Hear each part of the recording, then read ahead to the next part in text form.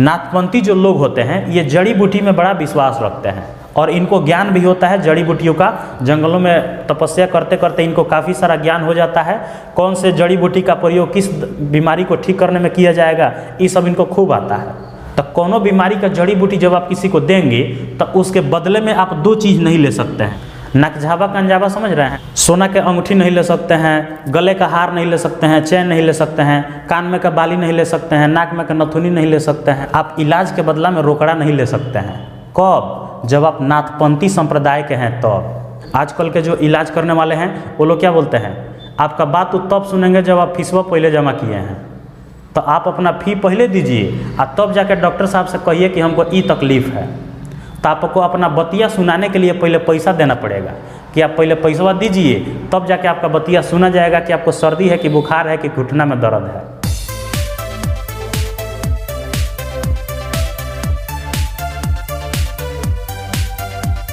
किसी ने बड़े कमाल की बात कही है कि गुजरे हुए कल को कभी याद मत करो, तकदीर में जो लिखा है उसकी फरियाद मत करो। गुजरे हुए कल को कभी याद मत करो, तकदीर में जो लिखा है उसकी फरियाद मत करो। जो होने वाला है वो तो होकर ही रहेगा, जो होने वाला है वो तो होकर ही रहेगा। मेहनत करो लेकिन कल के चक्कर में अपनी आज की हंसी बर्बाद मत करो। हेलो फ्रेंड्स, मैं आपका अपना राहुल सर स्वागत करता हूं अपने इस YouTube channel science by Rahul sir PCB में। आज फिर से आपके मिड टर्म एग्जाम से रिलेटेड एक पावरफुल वीडियो लेकर आपके बीच उपस्थित हूं, जिसमें हम चर्चा करेंगे दीनदयाल उपाध्याय यूनिवर्सिटी के BA second year 3rd semester के एक बड़े ही महत्वपूर्ण टॉपिक इंट्रोडक्शन ऑफ नाथ पंथ के बारे में।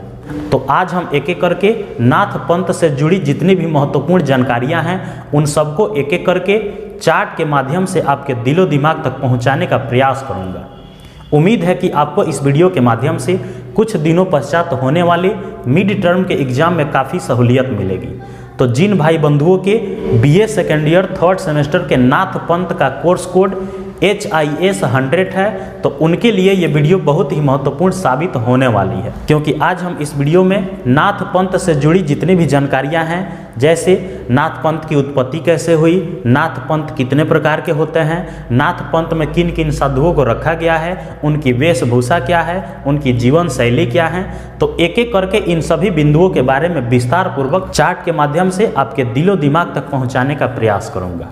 इंट्रोडक्शन ऑफ नाथ पंथ एक ऐसा टॉपिक है जिसका परीक्षा हर विद्यार्थी को अनिवार्य रूप से देना है।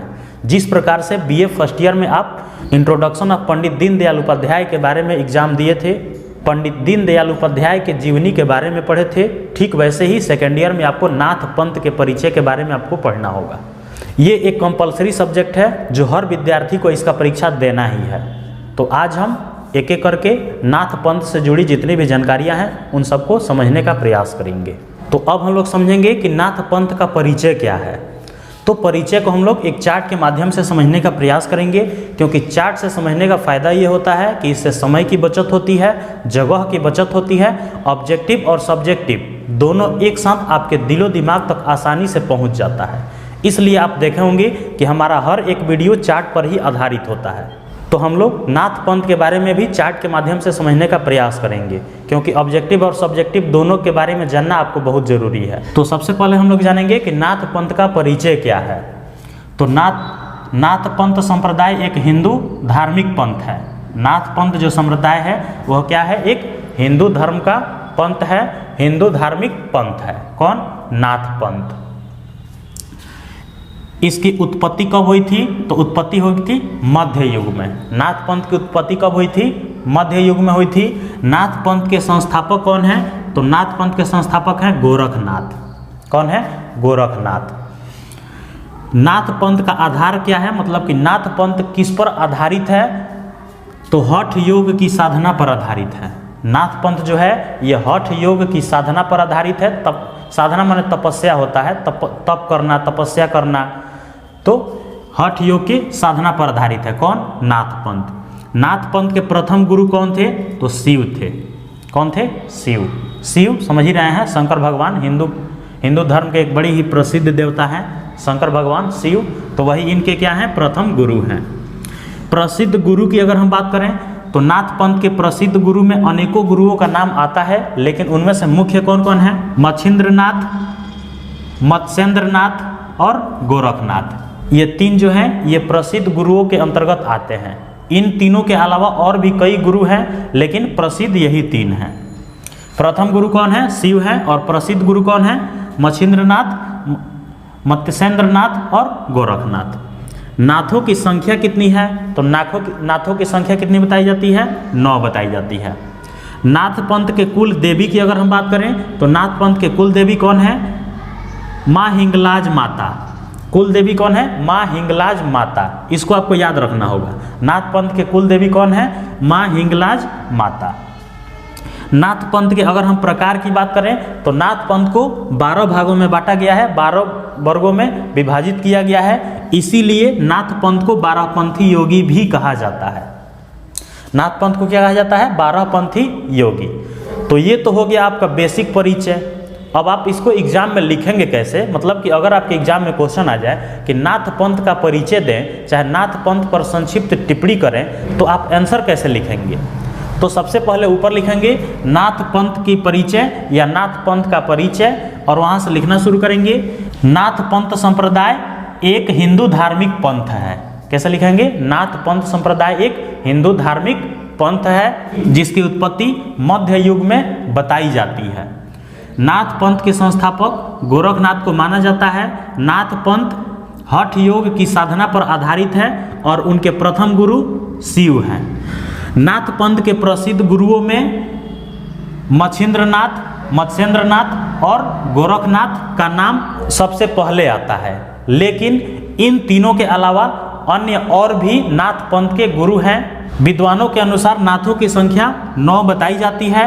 नाथ पंथ की कुल देवी माँ हिंगलाज माता को माना जाता है। नाथ पंथ को 12 भागों में बांटा गया है, इसलिए इन्हें 12पंथी योगी के नाम से भी जाना जाता है।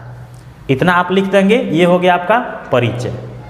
अब हम लोग समझेंगे कि नाथ पंथ संप्रदाय के जो भी साधु संत थे उनका जीवन शैली क्या था, उनकी विशेषताएं कौन कौन सी हैं। तो अब हम लोग समझेंगे कि जीवन शैली क्या है। जीवन शैली का मतलब होता है कि नाथ पंथ के जो साधु हुआ करते थे वे क्या पहनते थे, कैसे रहते थे, उनका काम क्या था, वे किस प्रकार से अपना जीवन यापन करते थे। तो अब हम लोग उनके जीवन शैली के बारे में चर्चा करेंगे। तो नाथ पंथ के जीवन शैली में सबसे पहला पॉइंट क्या आता है कि उनका वस्त्र कैसा होता था। वस्त्र का मतलब कि कपड़ा कैसा होता था। आजकल के ज़माना की तरह वे लोग फटा जीन्स और टी शर्ट नहीं पहनते थे। उन लोगों का पहनावा दूसरा था। क्या था? तो वे भगवा रंग के बिना सिले हुए वस्त्र धारण करते थे। भगवा रंग के बिना सिले हुए। रंग कैसा होना चाहिए? भगवा होना चाहिए। भगवा रंग समझ रहे हैं? जो योगी लोग पहनते हैं ना, वो भगवा रंग होता है। तो इनका भी वस्त्र कैसा है? भगवा रंग का है, वो भी बिना सिला हुआ। बिना सिला हुआ मतलब कौन चीज़? ऐसा नहीं कि उसको खूब बढ़िया सी के या कुर्ता की तरह बना दिया है, ऐसा नहीं।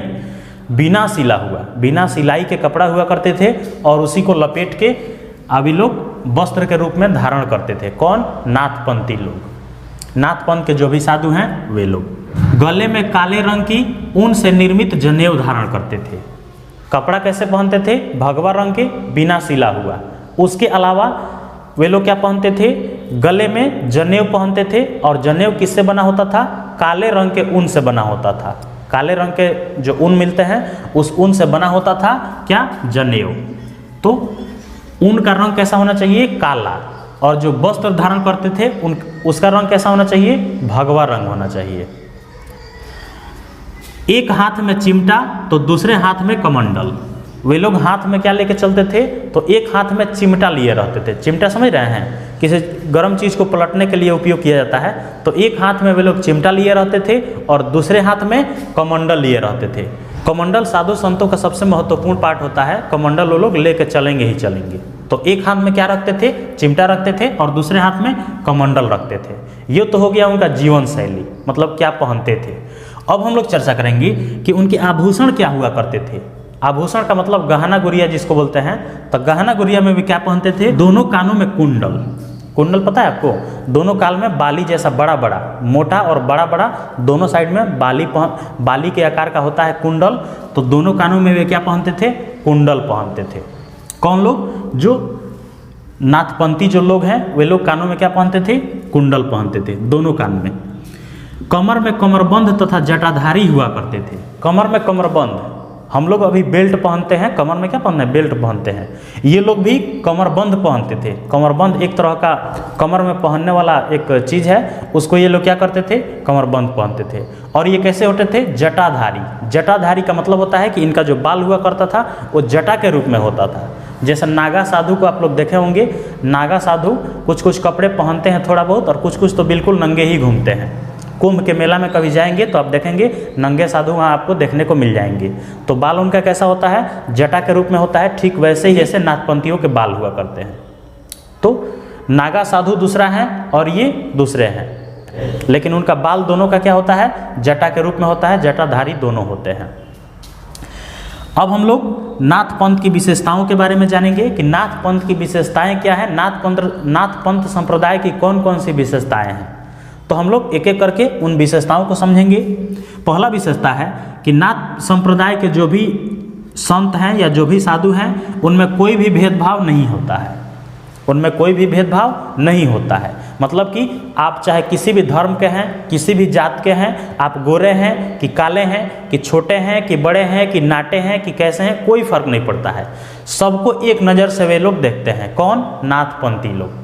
कोई ज़्यादा पैसा वाला है तो ऐसा नहीं है कि उसका अलग व्यवहार किया जाएगा और जो गरीब लोग हैं उनके साथ अलग व्यवहार किया जाएगा, ऐसा नहीं है। किसमें, नाथपंथी संप्रदाय में। ये हो गया पहला विशेषता। दूसरा विशेषता है इसे किसी भी जाति, धर्म, उम्र में अपनाई जा सकती है। इसका मतलब कि नाथ संप्रदाय को अगर किसी व्यक्ति को अपनाना होगा तो इसमें कोई भी बाउंडेशन नहीं है कि आप इसी उम्र में नाथ संप्रदाय को अपनाएंगे, कोई बाउंडेशन नहीं है। न इसमें किसी जाति का बाउंडेशन है, न किसी धर्म का बाउंडेशन है, और न ही इसी उम्र में बाउंडेशन है। इसका मतलब कि आप 10 साल के हैं, जाना चाहते हैं तब भी जा सकते हैं। आप जिस धर्म के हैं उससे कोई फर्क नहीं पड़ता है। आप किसी धर्म के हैं, अगर इसको अपनाना चाहते हैं तो आसानी से अपना सकते हैं। उम्र का भी कोई बाउंडेशन नहीं है। ऐसा नहीं है कि 40 साल के होंगे तभी इस संप्रदाय को अपनाएंगे। आप 20 साल की उम्र में भी जा सकते हैं, 12 साल 15 साल की उम्र में भी जा सकते हैं। तो इसीलिए दूसरा विशेषता क्या है, इसे किसी भी जाति, धर्म या उम्र में अपनाई जा सकती है। किसको, नाथपंथ संप्रदाय को। तीसरा विशेषता की हम बात करें तो तीसरा विशेषता है काम, क्रोध, मोह तथा लोभ का त्याग करना। इसका मतलब हुआ अगर आप नाथपंथ संप्रदाय के अनुयायी हैं तो आपको क्या क्या काम नहीं करना होगा। तो काम का मतलब क्या हुआ, यहाँ काम का मतलब काम धाम करने वाला काम नहीं बोला जा रहा है। यहाँ काम का मतलब होता है कि काम वासना, यहाँ काम वासना की बात हो रही है। तो यहाँ काम का मतलब ही ना समझ लीजिएगा कि हमको कोनो काम नहीं करना है, वो काम नहीं। यहाँ काम वासना की बात हो रही है, शारीरिक संबंध बनाना। आप लोग समझदार हैं, ग्रेजुएशन में आ गए हैं, समझते होंगे। तो काम वासना का मतलब क्या हुआ कि इधर उधर छेड़छाड़ वाला काम बिल्कुल नहीं करना है। कम उम्र में जो हो जाता है वो सब काम इसमें बिल्कुल नहीं करना है। दूसरा चीज़ क्रोध बिल्कुल नहीं करना है। क्रोध का मतलब क्या हुआ कि खिसियाना नहीं है, एकदम नहीं खिसियाना है। इना की कोनो गलती कोई कर दिया तो एकदम खिसिया के आग बबूला हो गए, बिल्कुल क्रोधित हो गए, ये काम एकदम नहीं करना है। किसमें, नाथ संप्रदाय में। तीसरा नंबर है मोह का मतलब हुआ मोह माया जाल, समझ ही रहे हैं। किसी सुंदर स्त्री को देख के मोहा जाना, ये सब काम आपको नहीं करना है। अगला है लोभ का मतलब लालच। आपको किसी धन का लालच नहीं होना चाहिए, किसी संपत्ति का लालच नहीं होना चाहिए, किसी सामग्री का लालच नहीं होना चाहिए। तो इसमें 3-4 चीज़ों को वर्जित किया गया है। कौन कौन, काम मतलब काम वासना, क्रोध मतलब गुस्सा आना, मोह मतलब मोह माया, और लोभ का मतलब लालच। इन चारों चीज़ों को आपको क्या करना पड़ेगा, त्याग करना पड़ेगा। त्याग माने छोड़ना पड़ेगा। इतना आसानी से नहीं बन जाएंगे नाथपंथी। इसमें काफ़ी नियम कानून बहुत ही कठोर होते हैं, उसको फॉलो करना है तब जाके आप बन पाएंगे। नहीं फॉलो कीजिएगा तो नहीं बन पाइएगा। अगला विशेषता है 4 नंबर, शिव की आराधना करना। इनका काम क्या होता है कि शिव की आराधना करना। शिव मतलब शंकर भगवान। शंकर भगवान के ये लोग क्या हैं, अनुयायी होते हैं, शंकर भगवान की आराधना करते हैं, शंकर भगवान की तपस्या करते हैं। तो ये शिव की आराधना में लीन होते हैं। अगला विशेषता क्या है, 5 नंबर विशेषता है कि उपचार के बदले आभूषण या मुद्रा लेना वर्जित है। नाथपंथी जो लोग होते हैं ये जड़ी बूटी में बड़ा विश्वास रखते हैं और इनको ज्ञान भी होता है जड़ी बूटियों का। जंगलों में तपस्या करते करते इनको काफ़ी सारा ज्ञान हो जाता है, कौन से जड़ी बूटी का प्रयोग किस बीमारी को ठीक करने में किया जाएगा, ये सब इनको खूब आता है। तो ऐसा नहीं है कि जड़ी बूटी का दुकान खोल के बैठ गए और लोग ग्राहक किन किन के लेके जाएंगे, आप उससे पैसा कमाएंगे। तो इसमें ये भी बाउंडेशन लगा दिया गया है कि आप किसी भी उपचार के बदले, उपचार का मतलब इलाज, तो कोनो बीमारी का जड़ी बूटी जब आप किसी को देंगे तो उसके बदले में आप दो चीज़ नहीं ले सकते हैं। कौन कौन? आभूषण नहीं ले सकते हैं और मुद्रा नहीं ले सकते हैं। आभूषण का मतलब गहना गुड़िया, नकझावा कंझावा समझ रहे हैं, नकझावा कंझावा, तो ये आभूषण नहीं ले सकते हैं। सोना के अंगूठी नहीं ले सकते हैं, गले का हार नहीं ले सकते हैं, चैन नहीं ले सकते हैं, कान में का बाली नहीं ले सकते हैं, नाक में का नथुनी नहीं ले सकते हैं। तो इस तरह के आभूषण आप उपचार के बदले में नहीं ले सकते हैं। अगला है मुद्रा। मुद्रा का मतलब होता है रुपया, पैसा, रोकड़ा। आप इलाज के बदला में रोकड़ा नहीं ले सकते हैं। कब? जब आप नाथपंथी संप्रदाय के हैं तब। आजकल के जो डॉक्टर हैं वो लोग तो कहते हैं कि आप अपना बतिया तब सुनाइएगा जब फीसवा वहाँ जमा करके आइए। पहले आप फी जमा कीजिए कि आपका बतिया आप कहाँ सुनाने के लिए आए हैं, वो बात हम तबे सुनेंगे जब आपका फी वहाँ जमा रहेगा। तो आजकल का तो ये हो गया है। लेकिन नाथ पंथ संप्रदाय में ऐसा नहीं है। आपको उपचार करना है, अगर आप जानते हैं तो उपचार करिए। उपचार के बदले में आप क्या लेंगे? आभूषण और मुद्रा, माने रुपया पैसा और आभूषण को छोड़ के आप उनसे अनाज ले सकते हैं, खाने पीने की सामग्री ले सकते हैं, कपड़ा भगवा रंग का पहनते हैं ये लोग तो कपड़ा ले सकते हैं। लेकिन ना आप आभूषण ले सकते हैं, ना आप रोकड़ा ले सकते हैं, ना आप पैसा ले सकते हैं। आजकल के जो इलाज करने वाले हैं वो लोग क्या बोलते हैं, आपका बात तो तब सुनेंगे जब आप फीसवा पहले जमा किए हैं। तो आप अपना फ़ी पहले दीजिए और तब जाकर डॉक्टर साहब से कहिए कि हमको ये तकलीफ़ है। तो आपको अपना बतिया सुनाने के लिए पहले पैसा देना पड़ेगा कि आप पहले पैसा दीजिए, तब जाके आपका बतिया सुना जाएगा कि आपको सर्दी है कि बुखार है कि घुटना में दर्द है। तो ये हो गया आपका नाथ पंथ के जीवन शैली और उसकी विशेषताएं। एग्जाम में कैसे लिखेंगे? तो सबसे ऊपर हेडिंग देंगे नाथ पंथ की जीवन शैली और उसमें लिखना प्रारंभ करेंगे। नाथपंथी लोग या नाथ पंथ संप्रदाय के जो साधु संत हैं वे भगवा रंग के बिना सिले हुए वस्त्र धारण करते थे। गले में काले रंग की ऊन से निर्मित जनेऊ धारण करते थे। उनके एक हाथ में चिमटा तो दूसरे हाथ में कमंडल हुआ करता था। उनके एक हाथ में चिमटा तो दूसरे हाथ में कमंडल हुआ करता था। अगर हम आभूषण की बात करें तो आभूषण के रूप में नाथपंथी साधु लोग दोनों कानों में कुंडल पहनते थे तथा कमर में कमरबंद और जटाधारी हुआ करते थे। क्या क्या? दोनों कानों में कुंडल तथा कमर में कमरबंद धारण करते थे और वे जटाधारी हुआ करते थे। अब यहाँ से पैराग्राफ चेंज करेंगे या एक नया हेडिंग बना देंगे, नया टॉपिक बना देंगे। क्या हेडिंग बनाएंगे? नाथ पंथ की विशेषताएं या नाथ संप्रदाय की विशेषताएं, और उसमें लिखेंगे कि नाथ संप्रदाय के अनेकों विशेषताएं हैं। अब 3-4 गो इसमें लिख दीजिए। जैसे पहला क्या लिखेंगे? इस संप्रदाय में किसी भी व्यक्ति के साथ कोई भेदभाव नहीं रखा जाता। ये हो गया पहला विशेषता। दूसरा विशेषता लिखेंगे इसे किसी भी जाति, धर्म या उम्र में अपनाई जा सकती है। दूसरा विशेषता क्या है? इसे किसी भी जाति के लोग अपना सकते हैं, किसी भी धर्म के लोग अपना सकते हैं, किसी भी उम्र में इसे अपनाया जा सकता है। तीसरा नंबर पॉइंट देंगे और लिखेंगे इस संप्रदाय में काम, क्रोध, मोह तथा लोभ का त्याग करना अनिवार्य है। अगला नंबर पॉइंट देंगे और लिखेंगे नाथपंथी लोग या नाथपंथी साधु, नाथपंथी संप्रदाय के लोग शिव की आराधना करते हैं।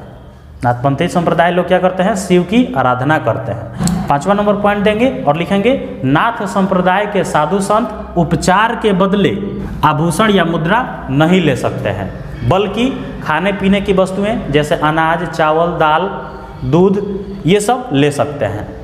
तो इस तरह से आप एक एक करके पॉइंट वाइज सजा कर लिखेंगे, आपको एकदम बढ़िया नंबर मिलेगा। तो उम्मीद है कि आपको इस वीडियो के माध्यम से नाथ संप्रदाय के बारे में जितनी भी जानकारियां हैं वो सब कुछ बढ़िया से समझ में आया होगा। उम्मीद है कि आपको कुछ दिनों पश्चात होने वाले मिड टर्म के एग्ज़ाम में इस वीडियो के माध्यम से काफ़ी सहूलियत मिलेगी। आपके मन में अगर कोई डाउट है, कोई प्रश्न है, कोई कन्फ्यूजन है तो कमेंट सेक्शन में पूछ सकते हैं। आप इस तरह से कौन से टॉपिक से रिलेटेड वीडियो देखना चाहते हैं कमेंट में बताना ना भूलें। लौटेंगे बहुत ही जल्द किसी नए टॉपिक के साथ, तब तक के लिए जय हिंद।